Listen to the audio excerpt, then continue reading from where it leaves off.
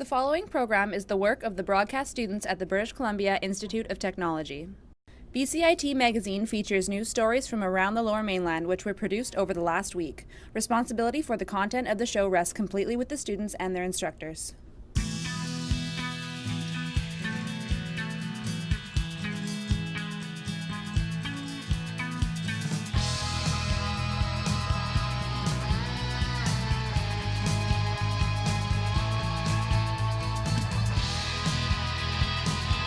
This week on BCIT Magazine, Stateside politics challenged this year's Talking Stick Festival in Vancouver.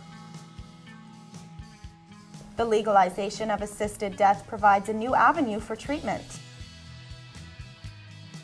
And it's Oscars season. A local film expert gives his take on the nominees.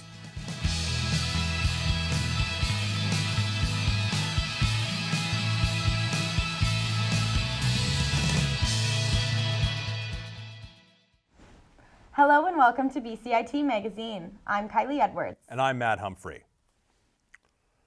Western Canada's premier Indigenous festival is happening in Vancouver, but as our Aziz Hajiri reports, recent political changes in the U.S. have made it difficult for some U.S. Native Americans to join the celebration.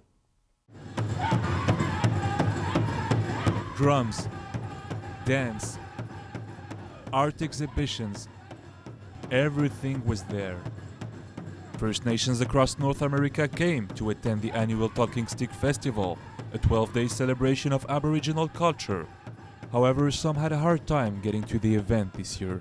We've got a couple of artists that are based in the U.S. but hold green cards in the U.S. that were unable to travel, not directly because of the travel ban, but because they were advised that they might have difficulty re-entering the U.S. If they left. Recent restrictions in America have caused frustration at the festival, but that wasn't the only reason that left the celebration with a bitter taste. Numerous North and South Dakota tribes had to cancel their trip shortly after President Trump's decision to advance the construction of the Dakota Access Pipeline. Standing Rock Reservation lawyer Germaine Trimmel crossed the border to speak on their behalf. I'm up here to basically thank the relatives that came from here and encourage them and tell them that we're still there at the camp. We're not going nowhere. We have our youth there, we have our elders there, we have our traditional people there. Trump's recent political changes resonated in the Roundhouse Community Center. The absence of American First Nations was felt, but that didn't stop attendees from honoring them. I have loved ones back home who are hurting, so I come dance and honor them for healing, and that's why I'm here today. People who are able to attend will have until February 26 to enjoy the festival. Aziz Hajiri in Vancouver for BCIT Magazine. We're now joined by our reporter Aziz Hajiri. Aziz, how did Aboriginal communities react to the President's recent executive order to revive the Dakota Access Pipeline?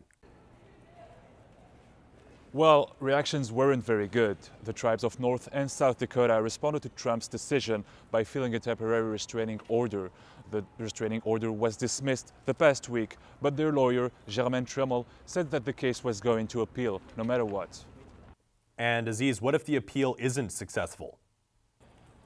Trimmel was clear on that subject. If the appeal does not work out, they will address the issue at the UN. But first, they need to exhaust all their options at the federal level before they could file into the international. Trimmel said they're fighting for climate justice and their survival, so it doesn't seem like they will back off. They need a win here. Back to you. 23-year-old Tianyi Zhang has been charged with manslaughter. Initially, Zhang was charged with the first-degree murder of Peng Sun. However, the judge has downgraded his sentence, and Zhang will be serving 14 years in prison. Vancouver Coastal Health says many people are unaware medical assistance in dying is now legal in Canada. But as Steve Zhang found out, the organization hopes to change that. It's one of the most contentious issues in Canada, but medical assistance in dying is now legal. But some members of the public are still unaware of this change. Darren Kopetsky and the Vancouver Coastal Health Authority are presenting a new item in the toolkit and what they feel healthcare providers and patients alike should know about it. Providers, in my experience, really want to know, is this lawful? And is what I'm doing lawful in supporting the patient? Kopetsky says providers and patients should know what their rights are in regards to this method of treatment, though he stressed that the treatment won't be available to everyone. There will be people who feel that their suffering is intolerable, yet it is not due to an illness or disability which meets those criteria, so there would be people who might not be eligible. The federal government passed legislation legalizing medical assistance in dying in June 2016, but one instructor at BCIT says this should have happened much sooner. Susan Langdo is a nursing instructor in BCIT's Health Sciences Department. She says decriminalizing medical assistance in death is a step in the right direction for healthcare. I think that if we can ease suffering, and which is what we do, what we try to do, why would we not want to ease someone's death? Langdo hopes more working and future nurses will try to learn more about this highly sensitive topic. To me, it's like saying, do you think it's important that nurses should understand anatomy and physiology? Absolutely, yes. Is it important that nurses understand that medical assistance in dying is available? Yes, it's the same. To me, it's on the same level. Both Kopetsky and Langdo say they believe this path is based on respect for the patient's choice and their desire to go on their own terms. Steve Zhang in Burnaby for BCIT Magazine. Our reporter Steve Zhang now joins us. Steve, can you give us an insight into the timeline of the recent ruling? Well, as I mentioned before, the federal government passed legislation legalizing medical assistance in dying in June 2016. But prior to that, it was the Supreme Court of Canada that decriminalized this method in February 2015. So it really has been a work in progress. Kylie? And does the health authority predict a rise in medically assisted death? Well, when I spoke with Kopetsky, he says that the Vancouver Coastal Health Authority doesn't have any specific numbers at this time. They just don't have that information on hand. But he also mentioned that the Vancouver Coastal Health Authority can't speak on behalf of the rest of the country since they themselves only work within BC. But he would also like to mention that the health authority is not advocating for medical assistance in dying, only simply that their intention is to make the public aware that this avenue is now available. Back to you. Coming up next on BCIT Magazine. Traffic congestion in the city may not be as bad as Vancouverites think. And a BC Hydro plan to build substations under parks raises concerns.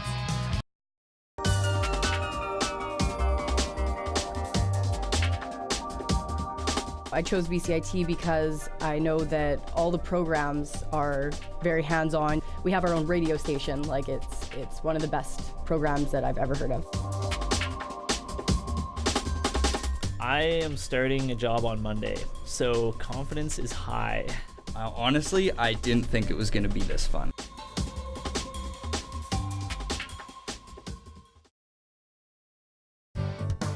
Standby graphics, ready, camera one. If you want to experience the fast-paced world of news. Today on BCIT Magazine, striking. Make magic on a movie set. Frame. And action. Or bring your creative ideas to life. BCIT's hands-on training will get you started. BCIT Television and Video Production. Your possibilities start here.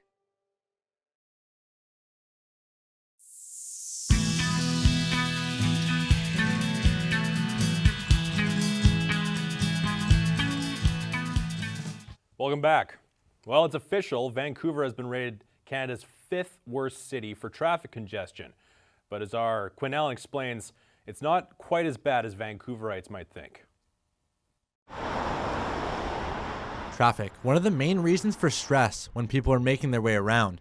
According to the latest report from traffic analytics firm INRIX, drivers in Vancouver spent 15% of their driving time a day in peak hour traffic, which added up 30 hours a year stuck in rush hour gridlock.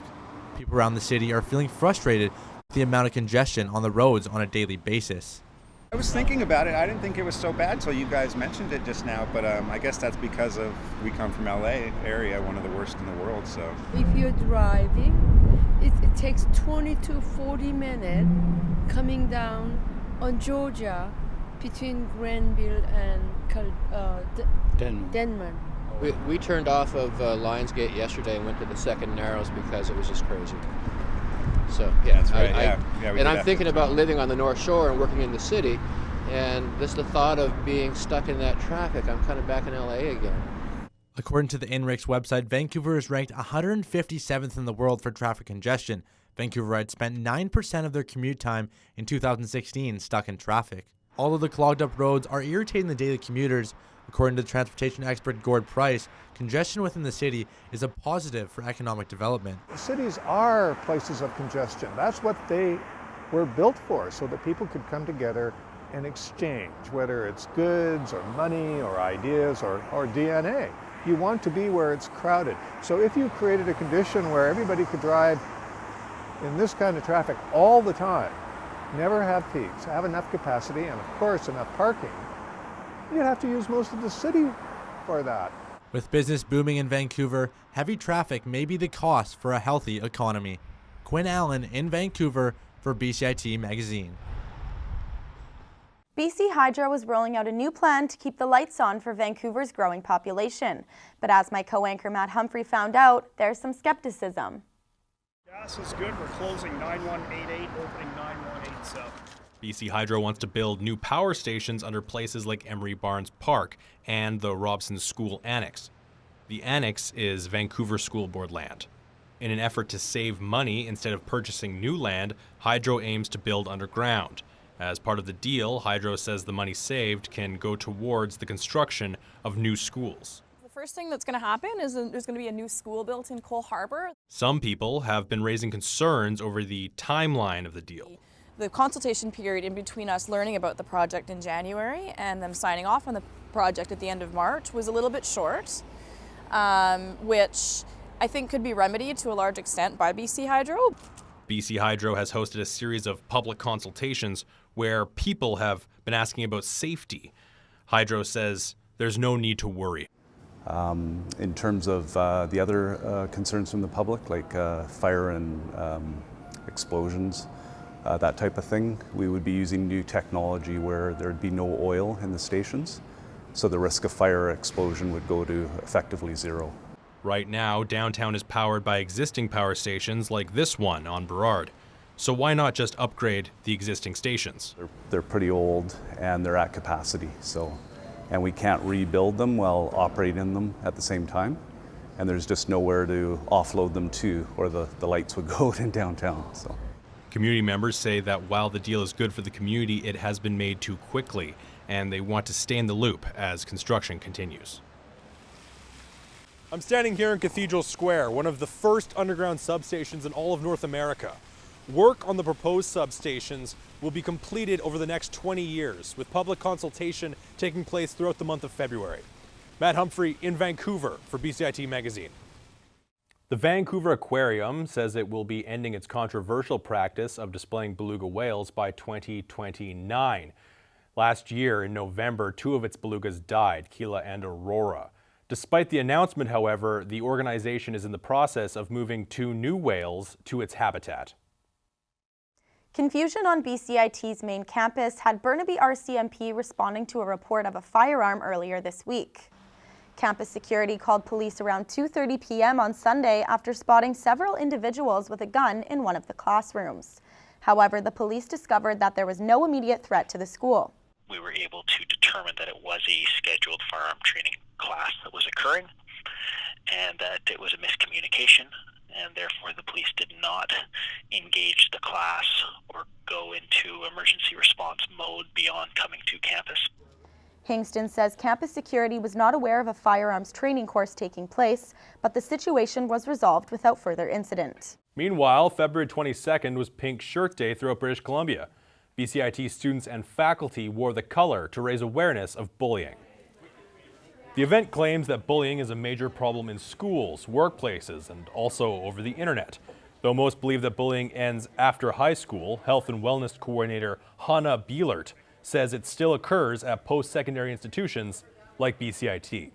It does still happen at BCIT and all other post-secondary institutions as well. Unfortunately, it's just the reality in our society that it does still happen. In high school, I think it takes a little bit of a different form at post-secondaries than it does in high schools, but it still is bullying, and it's really important for people to be educated about what bullying is, how to prevent it, and how to help others who may be experiencing bullying. BCIT held a photo shoot for all staff in celebration of the day. The awareness t-shirt campaign raises money for anti-bullying initiatives, including programs here in British Columbia. The campaign started nationwide 10 years ago after Nova Scotia teens, 2 of them, showed solidarity with a classmate who was bullied for wearing the color. The BC Liberals have unveiled their new budget. Now my co-anchor Matt Humphrey breaks down what those numbers actually mean for British Columbians. Thanks, Kylie. So leading up to the spring election, the Liberal Party have announced their budget. Now they say tax reductions and a $295 million surplus are projected. So let's take a look at what else they say we can expect if they are re-elected in May. Let's take a look at the numbers. So first up, the medical service plan will be cut in half. That's starting January 1st, 2018. Any household that makes an annual income of $120,000 will be affected, which in total will affect around 2 million British Columbian residents. They'll have their premiums cut in half. Also, the provincial sales tax on electricity will be eliminated for small businesses. That's over the next 2 years. The corporate tax that affects businesses will be reduced to 2%. That's from 2.5% currently. The province will also pay $320 million into the K-12 school system, pending, of course, an outcome of the final agreement with the BC Teachers Federation over class sizes. Let's have a listen. That is not a final agreement. We understand that. I understand that. There is money within the budget to address the ongoing negotiations that are taking place, but it is a negotiation. Next up, student loan interest rates. Now they'll be lowered. Currently they're prime plus 2.5% and they'll be decreased to just prime. That change happening in August of this year. Also, the Ministry of Children and Family Development will receive an additional $287 million over the next 3 years to support children and youth. Up to 2,000 new childcare spaces will be built in 2017 and 2018 at a cost of $20 million. The threshold for the first-time home buyers program will be increased from $475,000 up to $500,000. Now let's take a look at how the opposition party, the New Democrats, reacted to this budget announcement. Opposition NDP finance critic Carol James said, now that it's election time, the government is singularly focused on having you forget everything they have ever done. They're hoping that you're going to forget the families, children, seniors, and so many other people who have had a very tough 5 years under this premier and a very tough decade and a half under the BC Liberal government. Back to you, Kylie.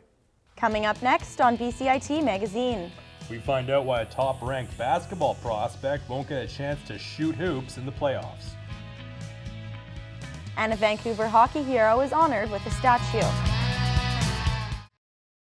Everything is changing to digital. Everything is online. People aren't just waiting for the 6 o'clock news anymore. People want their news right now. They want to be able to go onto their smartphone, onto the internet, and see the news that they want to see.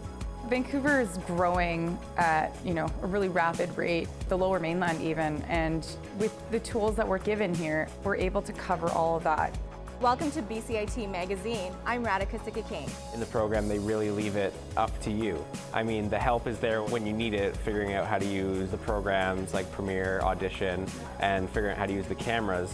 But it's up to you to sort of experiment and figure out what you can do when you go out in the field. They brought candles and flowers to remember the student who lost her life yesterday. Theresa May says the international community condemns Moscow. They really make sure that you know the basics and you are able to put out a quality product. I'm Brady Tretnero. And I'm Radhika Sikakane. Thank you for tuning in to BCIT Magazine. Hey, Sarah. Hey, you know the Katami Design Studio? Yeah, the one on Broadway. Well, on the 26th, there's a couples jewelry workshop where they'll have free wine and free snacks. And no, it's not because I didn't like your necklace that one time. No, it's going to be totally cool. You just work together to make cool jewelry and things like that. And yeah, it's going to be awesome and totally something you'd have a lot more fun with your boyfriend. The Parkinson Society is throwing a huge event at the Morrissey Pub on Granville Street for the Oscars. $25 admission gets you dinner and to watch the award show on 4 screens. So I don't know if you have plans or anything, but... Oh, you do? Dude, you'll never believe it. Yeah. Shaolin Kung Fu at the Moberly Arts and Cultural Center, February 27th. It's gonna be awesome. Yeah, I know, you're a huge Wu-Tang fan. It's right up your alley. Yeah, I know it's a freaking good idea. It's so good that you're going with Dave? Yeah, it's a historical film festival at the Cinematheque on Howe. Yeah, starts on the 27th. Mom, there's some of the most culturally significant films ever made in BC. You're going with Ron? He's not even my real dad. Okay. Well, I love you.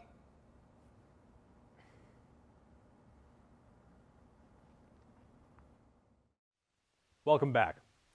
Hockey legend Pat Quinn is being honored with a bronze statue, and my co-anchor Kylie Edwards explores the legacy he left behind.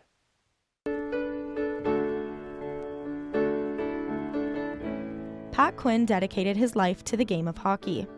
This week, a bronze statue was unveiled outside Rogers Arena to honor the longtime Canucks player, coach, and executive. His impact spanned many generations, including Ty Ronning and his father Cliff, who played for Quinn.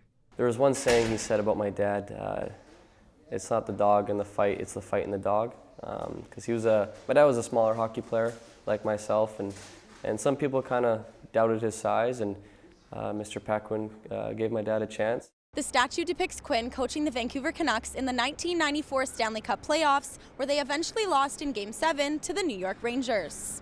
Quinn holds the lineup card in his left hand, as he always did. Among the players on the card is Cliff Ronning. The family had a very close relationship with the hockey icon. He was a father figure to my dad, his coach, and almost like a grandpa to me. He was a really cool person and a gentleman and a great guy, a great hockey legend for the hockey world. The Giants forward even has a tattoo for the hockey star. I mean, when I'm on the ice or working hard in the gym, I can kind of see it and kind of gives me a little boost of energy, you know? Quinn had a lasting impact on Vancouver hockey on and off the ice.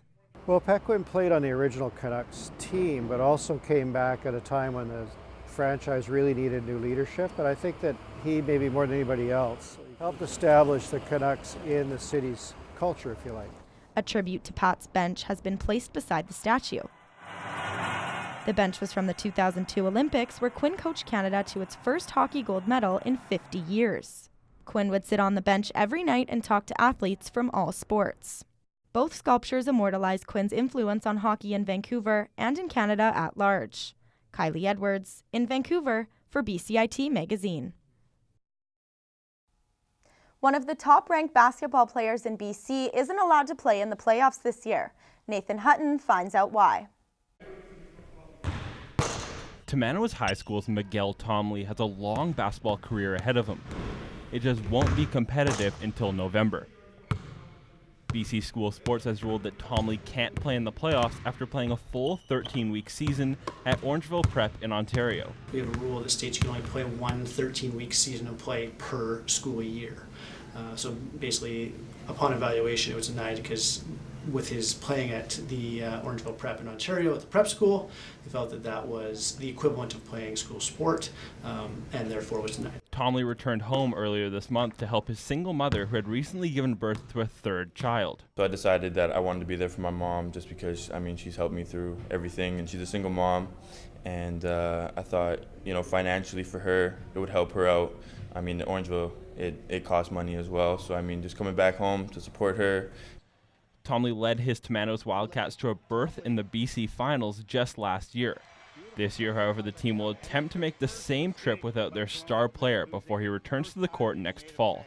As for now, for my senior season, I'm planning on staying at Tamanawas and, you know, just working out this year to prep for next year and hopefully make BC Finals again like we did in grade 10. The Wildcats are currently in the Fraser Valley playoffs with a spot in the provincial tournament on the line. Nathan Hutton, in Surrey, for BCIT Magazine. The Oscars are on the horizon. Our Eric Dackwitz spoke with a local comedian and movie aficionado about his picks for the Academy Awards. The Oscars are coming up this weekend, so I'm here with movie fanatic Dylan Reimer to talk about the nominations. So Dylan, it's always up for contention which movie you think is going to win versus which movie of the 9 nominated you think actually should win. Well, yeah, that's usually the case. Will win La La Land, absolutely, unequivocally. Hollywood loves to blow smoke up its own ass. Should win Manchester by the Sea. It's the best movie I've seen in years. It's all about grief. I've never seen a better depiction of grief ever depicted to film. And furthermore, it's funny too. I mean, it's just a very human movie, and it doesn't offer any cheap resolution. There's no big happy ending. It's just a perfect slice of life. Okay, so those are the nominations for this year, but you've been watching some movies over 2017 that are anything but Oscar worthy. Could you tell me about that? Oh, there are so many terrible movies. Because I work here at Black Dog Video, I have access to a lot of stuff that is not necessarily noteworthy. There's a thing online called the 365 Challenge, where you watch a movie a day for an entire year. I just kind of throw it out on Facebook. What movies should I watch? And I just basically the first person to suggest something. So, yeah, Breakin' 2 Electric Boogaloo is one of them, which is surprisingly good, actually. Teenage Mutant Ninja Turtles 3. Oh, and Biodome. Yeah, that was something I was dared to watch and actually did. So, not exactly Oscar worthy. You think you're going to make it to 365 days? I'm trying, but I'm 7 behind. We're midway through February, I'm already 7 movies behind, so I'm going to have to buckle down. You can catch the Academy Awards this Sunday. Thank you so much for talking to me, Dylan. Pleasure's all mine, Eric. And I'll see you on the red carpet. Well, another Star Wars film is in the works. It'll feature Alden Ehrenreich as a young Han Solo. It'll also star Woody Harrelson and Donald Glover. The film is set to be released May 4th, 2018. If you have any questions regarding the show, you can contact us at bcit-broadcast.com or bcitbroadcastnews.ca. Thanks for joining us this week on BCIT Magazine. I'm Kylie Edwards. And I'm Matt Humphrey. We now leave you with a celebration of Aboriginal culture at the Talking Stick Festival.